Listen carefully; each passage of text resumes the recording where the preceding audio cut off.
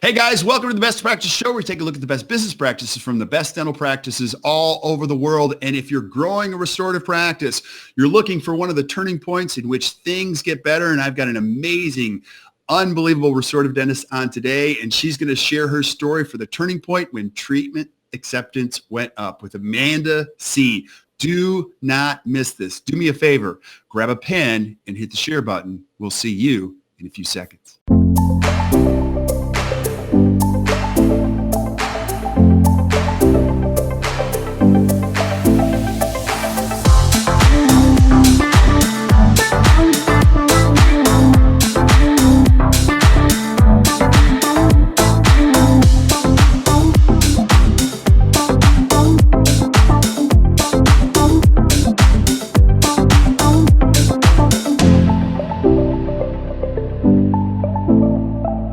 Hey guys, welcome back to the Best Practice Show. Thank you so much for watching. Thank you for tuning in. Thanks for giving us your feedback, and thanks for all the shares. We really appreciate it. We are up over to 32,000 followers and just having fun every day. And I told Amanda, we're just kind of making this up as we go. And I know some of you guys are listening on iTunes. Just so grateful for that. And today is a fantastic show, and you do not want to miss this. And so, couple show notes. We are shooting this live on Facebook. So as you have questions, if you have questions, please add them to the feed, and I'll ask Dr. Seay herself, and we'll get the answers straight from her as we're learning about her journey in dentistry. Also, continue to add questions to the feed later on, and we'll do our best to see if we can't give you a good answer, because we want you to get the most out of these when you're spending time, on your education or anything that it might be. So now, Amanda, I am so grateful that you're on. This is your first time on. We've been trying to get you for a long time. We finally got you on. I know who you are. You're an amazing restorative dentist. But tell us a little bit about your journey. We have a lot of listeners now, young dental students, people all over the world listening. They may not know who you are. Tell us a little bit about your journey, where you practice, and who you are. Yeah. Well, I'm in Charleston, South Carolina. I went to dental school at NYU in New York City, and graduated in 2002 and went straight into an associateship from there for about a year. And then I started my practice from scratch. And that was pretty daunting, to say the least. So 0 patients, started from scratch. And I started early on my CE journey, so I really invested into high-quality CE right out of the gates, and I've really continued that path, and I do believe that learning never ends. It's something you have to do all the time and grow yourself. And doing that, you start to meet other people, you network with other colleagues, and I've kind of molded and shaped my practice in a different direction over the years, and I'm strictly a restorative practice. So I don't do root canals. I don't place implants. I don't do extractions. So just really a focus on aesthetics. And, I do lecture some, and I do some publishing. I'm involved out at the Coy Center in Seattle. And, it's important to me to be involved with other dental organizations. For me, it fulfills me. Again, it helps me learn. So, in a nutshell, that's kind of where I've started and where I am now. Yeah, absolutely. And you and I were talking before we went live. Sometimes people may look at you and go, gosh, it's so great. But this has not been an easy journey for you. There's a very real component of putting a life together with a practice. Can you share some insight? Because you've had to figure this journey out, sometimes the hard way and with the help of others, right? Yes. I think in the beginning, especially when you start your practice right out of dental school, you're so eager to work and you're so eager to do the dentistry that you don't really have this balance of life and work balance. And so for me, putting my family and putting myself on the back burner was kind of the way I operated. I did everything dentistry, but did little for myself. And I think it's important for every young dentist coming out that, your personal coaching is just as important as your dental coaching. And you really need to invest in that, whether you need to hire somebody or you need to carve out that time for yourself. But But I didn't really recognize that until much later. And it wasn't until that I really invested in myself that time, getting some personal coaching, some business coaching as well, that I started to see a change in my practice and also in the person that I am as a mother, as a wife, as a lot of different things. So I just think that's something that we overlook sometimes, and we're just so focused on the dental side of it. Absolutely. Absolutely. Now we're going to talk about, you said there was one turning point in your career where treatment acceptance went up. We're going to talk about that, but and then I want you to share with, this is a very cool journey once you realize that, because it wasn't about hard selling. Like, what was the turning point in which your treatment acceptance went up? Let's talk about that first. The turning point was when, it was a while ago, when a dental consultant said to me, don't talk dentistry. Right. And I'm like, what do you mean, don't talk dentistry? I mean, that's what I do. I can tell that I can do complex cases, and I'm going to tell them how I'm different than this dentist or whatever it may be. And it was a real challenge for me to really slow down and think about that. And how am I going to get this person to trust me for their care without talking about dentistry? And I think when you break it all down, it comes back to what makes you want to have a relationship with any person you do business with.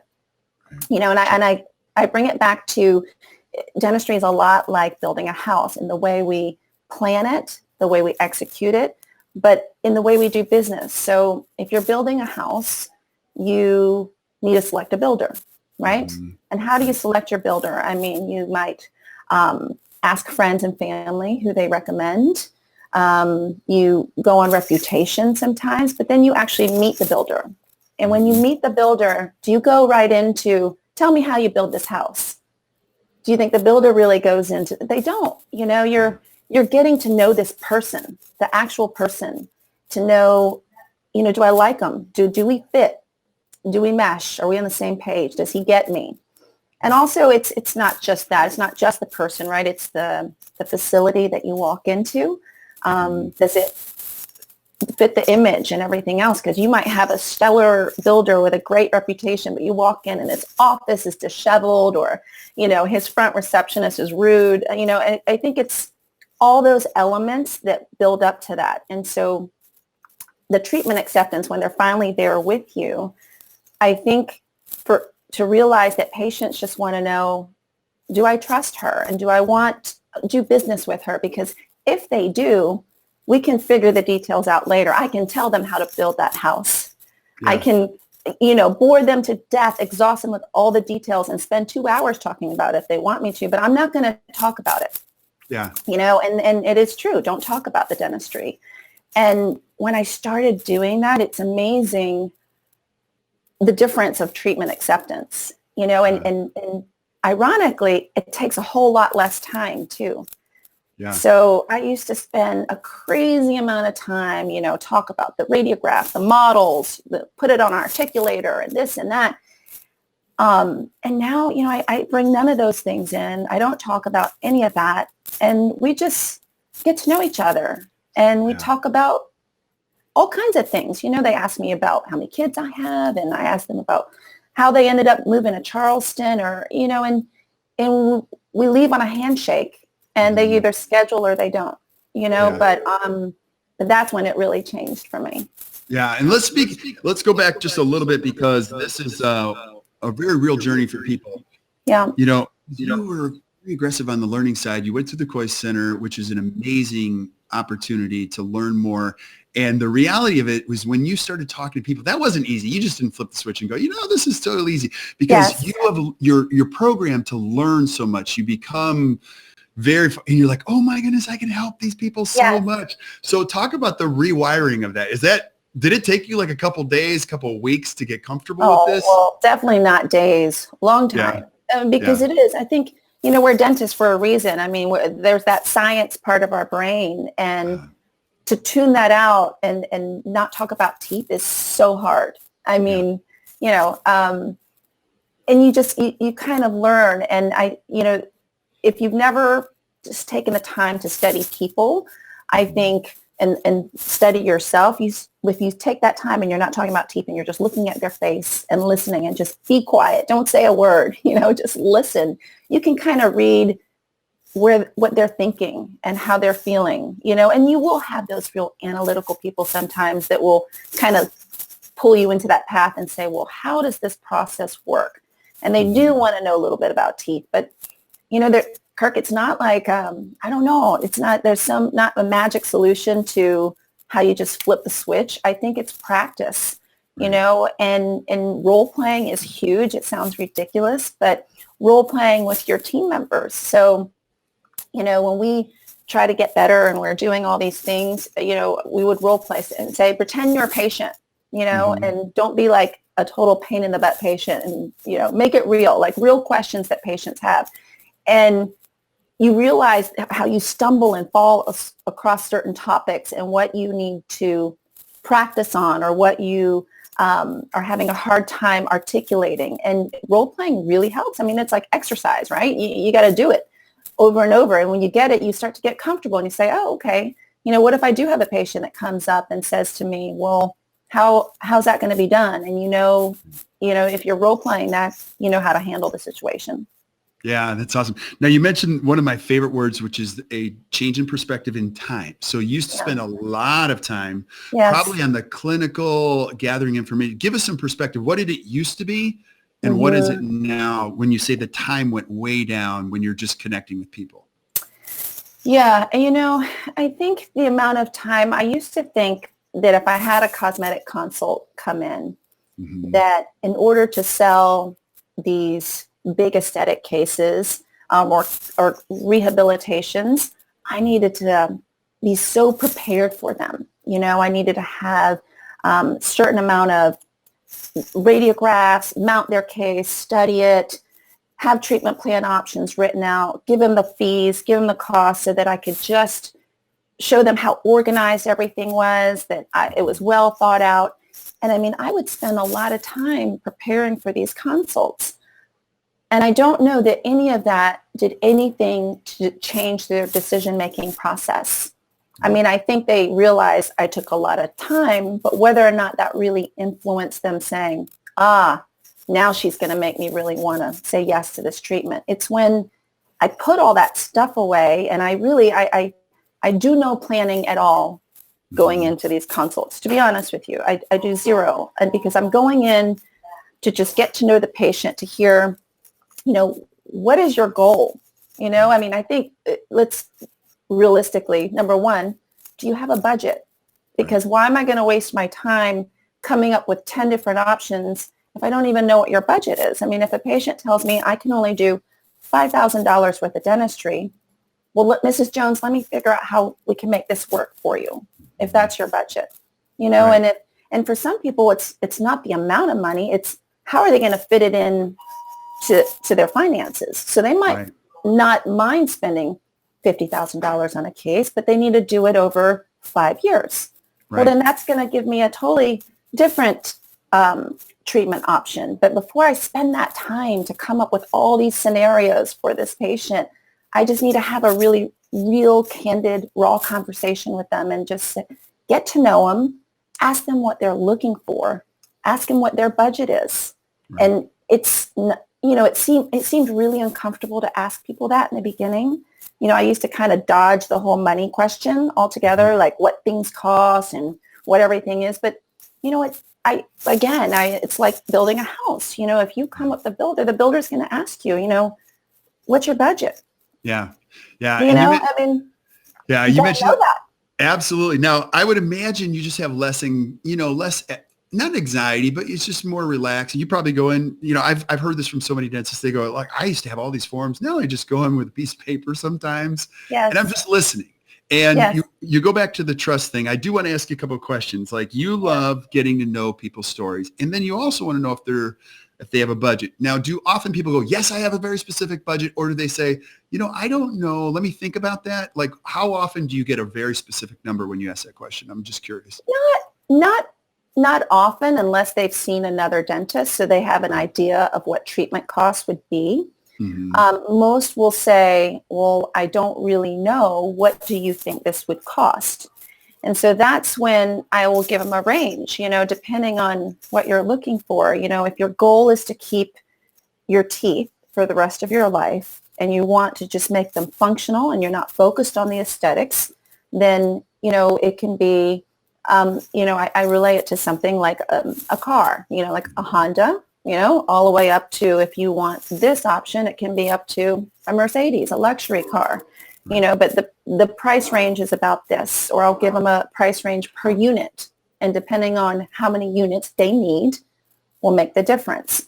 So, again, it's like a builder. They have a price per square foot, right? Well, Right. That's the price per square feet. How many square feet do you want in your house? Yeah. So I'll give them a per unit number and say, depending on the number of units you need, that will be your fee. And they can do the math. It's simple. Yeah. But it's not a final number. They know that that's a range. Right. Yeah. And I already know the answer to this, but some people may be confused by the message. When people give you a budget, you're not lessening the quality of your treatment or what you're going to do. You're just maybe extending. So the variable might be when they do this, but the constant is always quality, right? Right. Right. There's people that come in who are coming in purely for cosmetic concerns. That's different. But if you have the patient that needs to be restored, and you say it is a huge treatment plan and they can't do it all at one time, what they're asking you is, how can I phase this really to make it affordable for me? And it's finding out what they can afford, because if it's a couple $100, a couple $1,000, well, how can we get this person so things don't get out of control for them, so that we take care of the worst things first? And so they appreciate that, because I think, so oftentimes the patients that you see that come in that do no dentistry at all is because they were overwhelmed by the huge number that was given by their last dentist. Right. And they think there's no way I can afford to do that. And so they don't do it. Right. But there's somewhere in between. There has to be somewhere where we can still treat our patients and give them a service, but help them work towards their goal, even if they can't afford it all at this time. Yeah. And so I try and lay that out for them and show them that I'm working side by side with them. And things can change sometimes. We start off small, and sometimes the next year the patient says, hey, you know what? I can do a lot more this year. And so you just never know. Absolutely. Now, I do get a lot of questions from younger dentists who are like, okay, well, Amanda, tell me, what questions do you use? And what, I get it, but what do you do? And there's a certain point, Amanda, where you probably just kind of trust yourself in this space, where I think, and I want you to speak to this, but when you truly trust yourself as a professional, you walk in an opportunity and go, hey, look, it's just two people talking. No matter what they give me, we're going to be okay. Would you agree with that? Yes, absolutely. And I think some of it just comes with time too, and feeling comfortable, but it's actually a lot less stressful just having a conversation with a person now than the amount of stress I put into trying to plan for these cosmetic consults the way I used to do them, with all the clinical components and, telling them how to build this, full mouth rehabilitation. So now it's just two people having a conversation, and it's, and I do take notes. I mean, it's conversation, but I try and acknowledge things that they tell me, so that they know I'm paying attention and I'm listening. So I do take notes while we're talking, and sometimes I'll re-ask the question over something that we discussed and say, elaborate a little bit more on that. Tell me why this has been bothering you for so long. So it's not difficult though, and it's not anything that I think everyone can do. It's just doing it differently, I think, than what our brains want to do right out of dental school, which is, let's talk about dentistry. Yeah. Now I am crazy curious about a few details. On this journey in dentistry, you probably, you realize there's things you become self-aware of. You're like, I'm just better at this time of day, or how much time do you allot for these? What time of day do you do them? Do you charge for them? Or do you say, hey, look, I like doing these in the morning when I'm fresh? Give us some perspective on that. Yeah. And I don't think there's any right or wrong way to do it. I can just tell you what's worked in my practice. Yes, I charge for them. I used to not charge for them. Okay. And I know a lot of my colleagues don't charge for them, and it works great for them. I do charge because when I didn't, I had a huge influx of non-quality patients coming in. Okay. taking up time on my schedule, and the return on investment was spotty. I couldn't really make way of, was it worth it or not? So when I started charging, and it's a nominal fee, right? But if they accept the treatment, then that would be reimbursed to them towards their treatment. But it's not much, but it's just enough to say, hey, Dr. C's time is worth something, and so I get more serious lookers coming in, so to speak. I prefer to have these at the end of the day, just because I like to do my restorative appointments early in the morning. I'm fresh, I'm better. And at the end of the day, it's no dentistry. It's kind of let's just talk kind of thing. And I like that. I've had lunch, everybody's refreshed. I maybe have an afternoon coffee, and I can get in there and just have conversations with the patient. So I do my consults at the end of the day when I'm not double booked, and I make sure that I am not double booked with other appointments or anything, because there's nothing worse than, saying hello to a patient and then having to step away. Right. So when I'm there the entire time. And I keep these appointments about 20 minutes, no more than 20 minutes. Really? Okay, 20 minutes. So when you have the conversation, let's say they really like you. Like you're like, I really like you. Take us through, the trust theme is consistent throughout your entire process. But how do you describe what we're going to do next as a patient? Yeah, like what I would tell a patient if they say, I like you. Yeah, absolutely.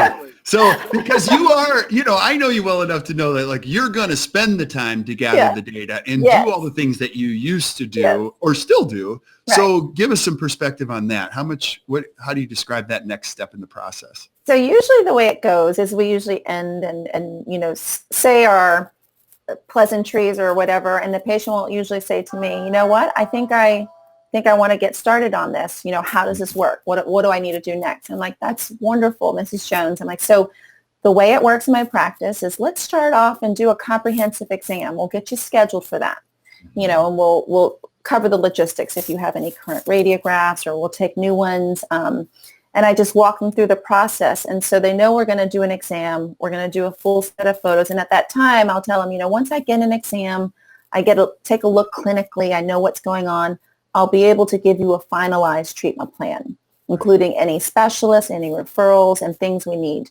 But the range, what to expect. And if I know, that you're open to getting orthodontics or getting this, then that helps me formulate my treatment plan too. So, we leave, and usually the treatment coordinator will schedule their new patient appointment. But I already have an idea that yes, this patient wants comprehensive treatment, or no, they're limited by this. And so I can kind of prepare for that appointment in a way, but it's still just a standard exam appointment, So at this point, I'm still not investing a whole lot into it, but they're coming through my practice instead of just a cosmetic consult. Now they're going to come through my doors as a new patient.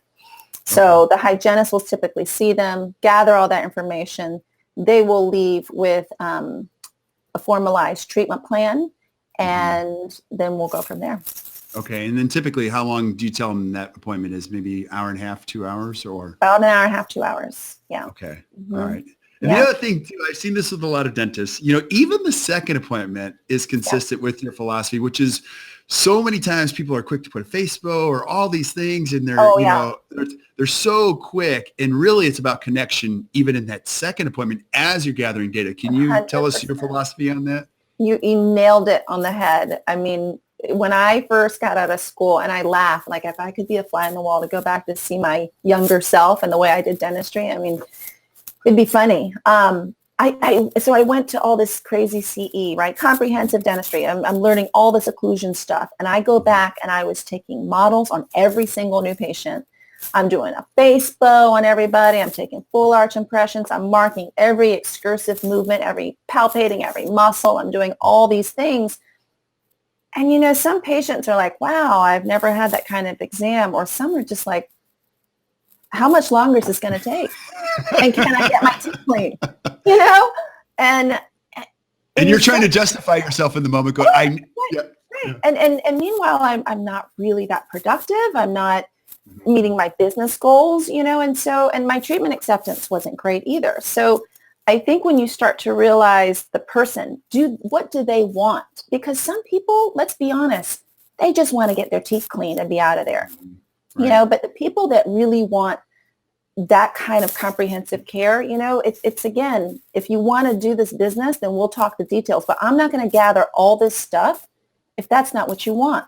Right. So I have a real standardized new patient exam that I can keep under an hour and a half. But if it is more complex and I know that that's what the patient wants, they want to figure this out and they're going to invest the money to do the co-diagnosis with me, then okay, we'll spend that time and we'll bring you back. So it's not that we're neglecting patients and saying only you deserve it or you deserve it, but it's figuring out who wants it. Right. And I tell those patients, you look like you have some wear in your teeth, is this something that you've noticed over the years or you ever paid attention to? And they're like, oh, I don't know. And, there's some patients, as you have that conversation, say, Mrs. Jones, I do believe this is something to do with your bite. And there's a couple ways we can address this, and you can read them and they'll say, you know what? I don't want to, what needs to be fixed? If I have to do braces, forget it. I'm not going to do it. Or I don't have the money. So I'm not going to do a face bow on this person. I'm not going to take models because they've said no. Right. So it's just reading these people and understanding, formulating your treatment plan according to those person's needs. Yeah. And I think we push so much what we want all the time on these people. And, and I think probably one of the biggest things is, I'm trying to think of maybe Chris Ramsey said something. Mm-hmm. He said to me that no is an option. Right. So when they say, well, what are my options? Well, you can do nothing. Mm-hmm. I mean, it's true. Right. But what's going to happen if you do nothing? Well, let me tell you, as you're a healthcare professional, this is what's going to happen. These are the risks that you run into. This is what can happen in 5-10 years. But if you choose not to do it, that's fine. Nobody needs to do anything if they don't want to. The need is I think so often we tell them, you need to do this, you need to do this, you need to do this. I mean, you don't need teeth. People live long, healthy lives without teeth. I mean, but if you want teeth, if you want your teeth to outlive you, then here's what I recommend. Yeah. And have you had to train yourself not to take this personally when people are like, oh. Yeah, for sure. Yeah. I mean, I used to, I would take it very personally and think, oh my gosh, they think I'm too young. They don't think I'm smart enough or that I have the skills. And now, as your confidence comes up, your treatment acceptance comes up, and you just realize that it's okay. Not everybody's going to like you. Some people say no, it's not the right fit, but I'm okay with it. Mm-hmm. And I think patients can read that too when you're not so eager and that, if you don't want to work with me, that's okay. But It was so nice to meet you. Yeah. And as you're building trust and you go through the dogma sometimes of learning such great restorative dentistry, you can get stuck in a box where you're like, okay, well, they come to the appointment and then we have, the next appointment. And then there are times people don't say yes, and it takes them a while to come back around, right? And you've got to have that flexibility and leeway to know, hey, look, it might not be right now. It might be 6 months from now or 6 years from now. And does that happen more often than you would like to see in your practice, or sometimes?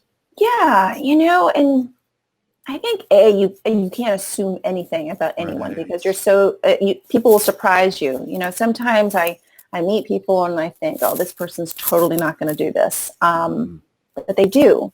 And some people say yes, but like you said, maybe, they say yes, but not right now.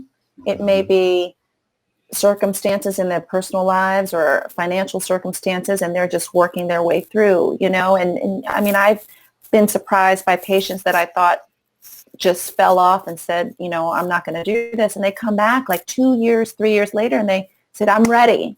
Mm-hmm. And so whatever the reason may be, I think that, people are people. We all have our different reasons. And so you treat everybody the same. You have those conversations. And when they're ready and they trust you and they want to do business with you, they'll come back. Yeah, absolutely. And that's a valuable lesson that's hard to learn at times, but it's true. Yes. It's so I true. know. Well, as humans, that's how we connect, right? We want to be accepted. Everybody does in some way, shape, or form. Right. So when you hear too many no's, it's not sometimes a great day. But Yeah. Now, and as I want you to speak to this as a leader, you've got a team of people around you. How did you get them indoctrinated to this whole philosophy and maybe change gears as you were going down the learning path?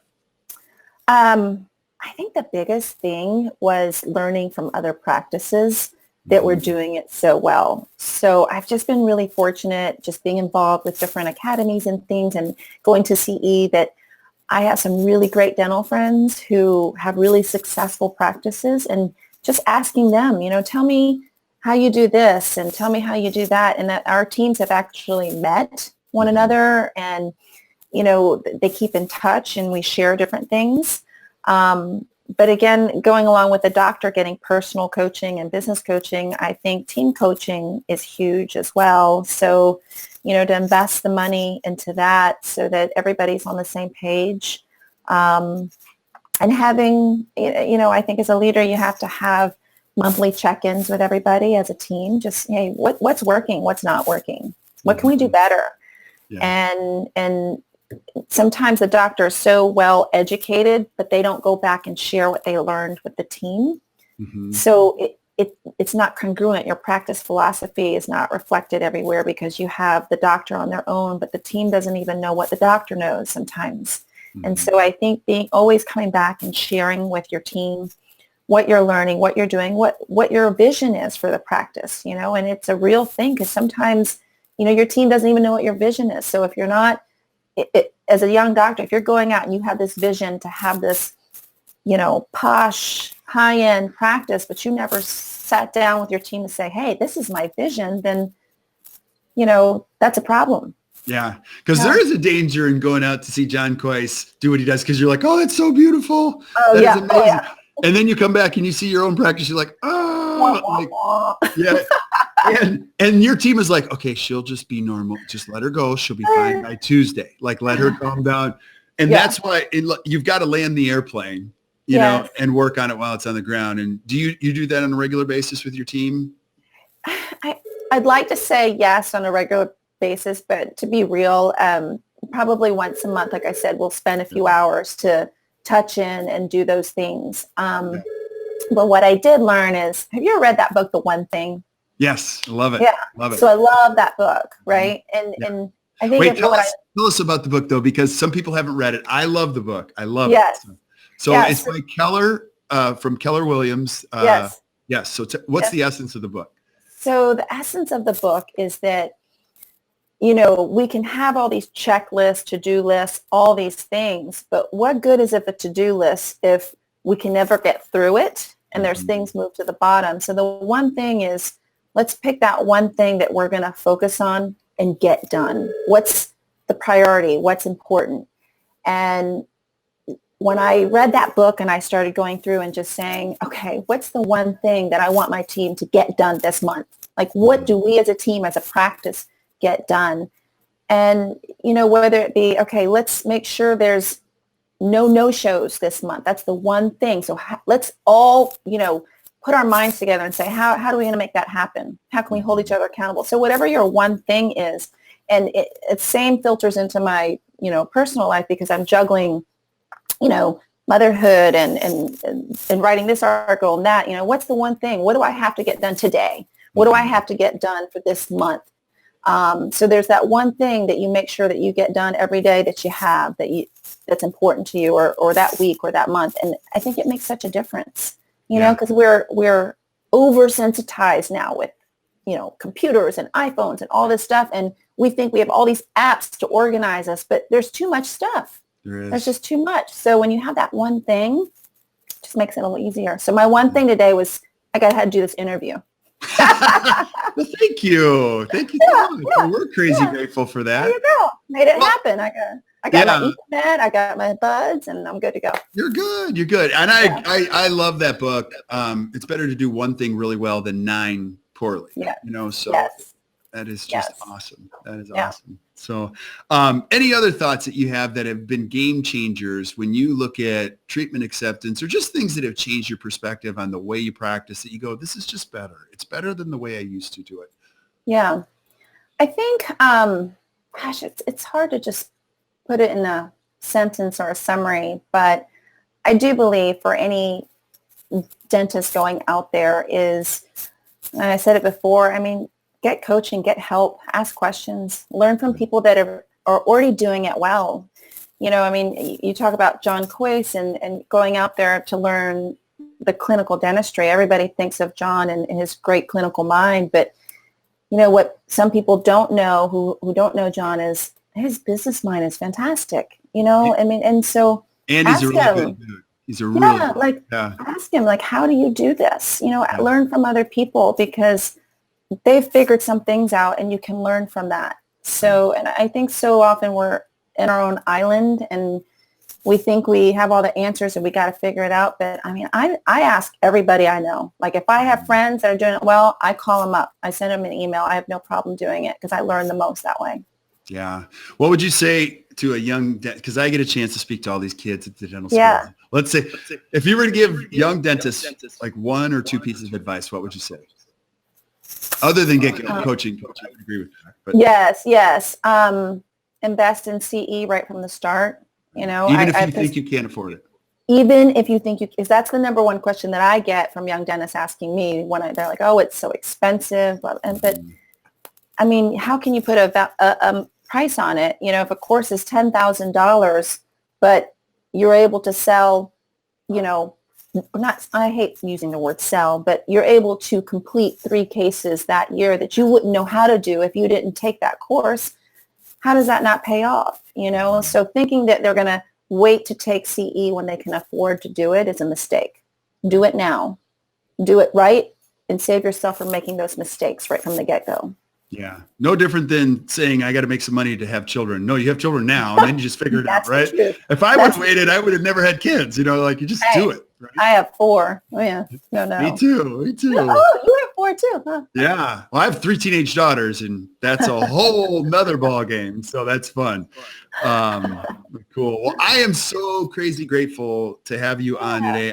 And I know now you do a lot of teaching, instructing, and speaking. Now, I know people are going to want to reach out to you and say, hey, look, how do I, and I'm just telling you, if you get a chance, you got to see this amazing woman. You just do an incredible job and you're real. You're very much a real person, which is just awesome. So how can people find you? Sure. Is my line. It's SEAY, Amanda@gmail.com. My website's amandac.net, and so you can message me through there as well. So look forward to hearing from you. Yeah, absolutely. Thank you so much for being on. We really appreciate it. And just stick around Thank for you, Kurt. Yeah, stick around while we say goodbye to everybody else. But thank you guys for watching today. I hope you enjoyed this. I know you enjoyed this. And do us a favor, hit the share button, share this with your friends. Keep sending us suggestions for things that you want to see and things that you'd like to see from Dr. Seay. We'd love to have her back on and just take some of these other components apart. And until we see you next time, keep watching the Best Practice Show. You guys have a great rest of your day.